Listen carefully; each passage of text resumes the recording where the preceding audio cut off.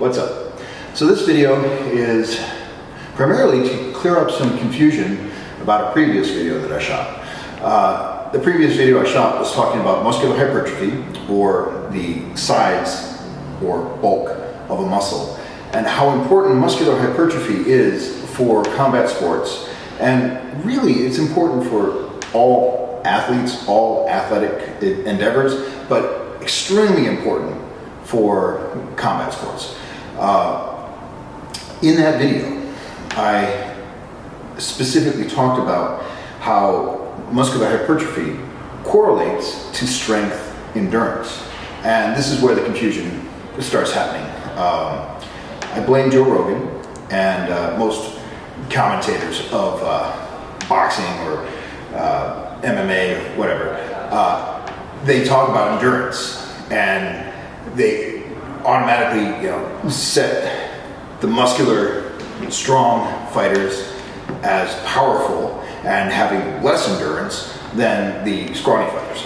And it's incredibly inaccurate. But the commentators, they're not sports scientists, they're not educated. They are good at speaking and conveying what they see into layman's speak. And then that lay speak becomes buzzwords and catchphrases, and then it becomes common knowledge, no matter how wrong it is. So let me clear this up. There's several systems in the body, and there's several attributes, and any of the attributes that those systems correlate to can fatigue. So you have strength. Strength can fatigue. And your resistance or your ability to perform something, a strength move, over and over, that's strength endurance.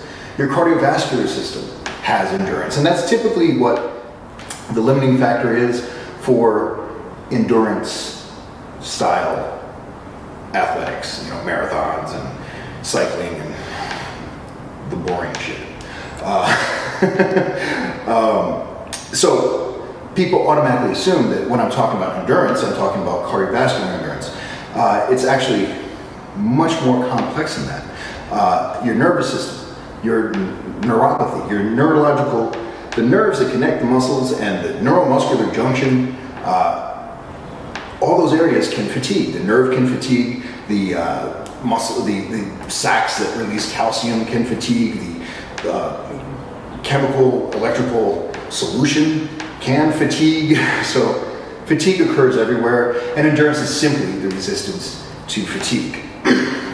So when I talk about strength endurance, I am specifically talking about the ability to produce force at a high level over and over again. Now, the difference between strength and power is strength times speed. So if there's not a speed component to it, or what I say an explosivity component to it, then it's strength. But as soon as you bring in time, speed, and explosivity, now it's power. And power training and power endurance is the industry's least understood and most misrepresented aspect, just in totality. That's where we're going to make a difference. That's where we're going to excel. We know power secrets, we know power training, and we break shit. Hey, guys, listen. We are making the world a better place. We're saving lives. Subscribe to my YouTube page. And if you're not on YouTube, if you're coming across this through another venue, Facebook, whatever, log in to YouTube and subscribe. Thank you.